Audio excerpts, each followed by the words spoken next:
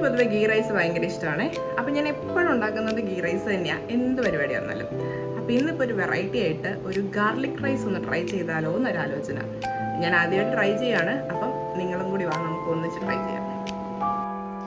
അപ്പം നമുക്ക് ആദ്യമേ അരി വേവിക്കാനുള്ള കാര്യങ്ങൾ ചെയ്യാം. അതിനായിട്ട് ഒരു പാത്രം ചൂടാക്കി അതിനകത്തേക്ക് നമുക്ക് ആവശ്യത്തിനുള്ള വെള്ളം തിളപ്പിക്കാനായിട്ട് വയ്ക്കാം. ലിഡ് അടച്ച് വെച്ചാൽ പെട്ടെന്ന് വെള്ളം തിളയ്ക്കും.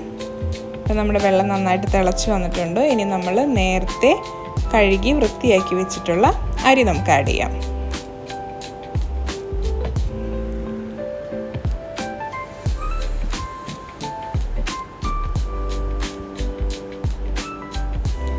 ഞാനിവിടെ എടുത്തിരിക്കുന്നത് ബിരിയാണി റൈസാണ്.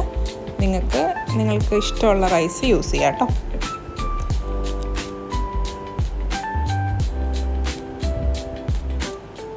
ഈ സമയത്ത് നമുക്ക് ആവശ്യത്തിന് ഉപ്പ് കൂടി ചേർത്തിട്ട് അരി വേവിക്കാൻ വയ്ക്കാം.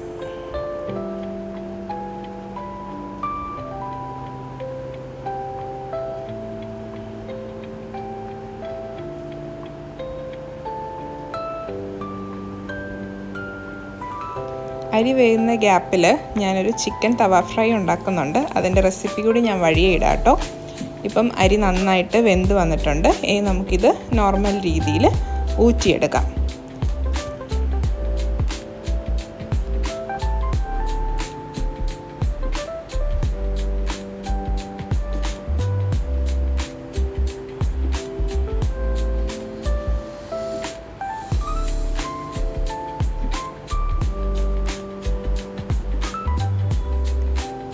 റൈസ് കുറച്ച് നേരത്തെ ഉണ്ടാക്കി ഒന്ന് ഊറ്റി ആ വെള്ളം മൊത്തം കളഞ്ഞ് കുറച്ച് ഡ്രൈ ആക്കി വെക്കാൻ ശ്രമിക്കുക.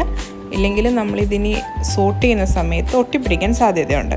അപ്പോൾ കുറച്ച് നേരത്തെ ഉണ്ടാക്കി ഒന്ന് തണുപ്പിച്ചതിന് ശേഷം നമ്മൾ ബാക്കി പ്രൊസീജിയേഴ്സ് ചെയ്യുവാണെങ്കിൽ കുറച്ചുകൂടി നന്നായിട്ട് റൈസ് കിട്ടും. ഇനി ഇത് നമ്മൾ ബട്ടറിലാണ് ചെയ്യുന്നത്. ആ പാത്രത്തിൽ തന്നെ അരിയെല്ലാം മാറ്റിയതിന് ശേഷം കുറച്ച് ബട്ടർ ആഡ് ചെയ്യാം.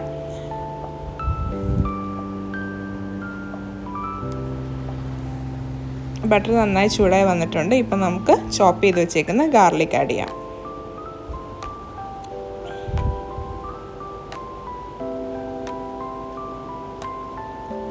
ശേഷം കുറച്ച് ചില്ലി ഫ്ലേക്സ് കൂടി ആഡ് ചെയ്യാം. എന്നിട്ട് ആ പച്ചമണം പോകുന്നത് വരെ നന്നായിട്ടൊന്ന് സോട്ട് ചെയ്യാം.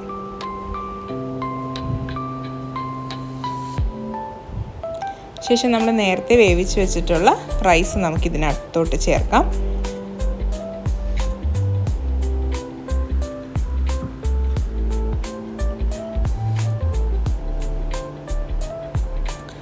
നന്നായിട്ടൊന്ന് മിക്സ് ചെയ്തെടുക്കാം.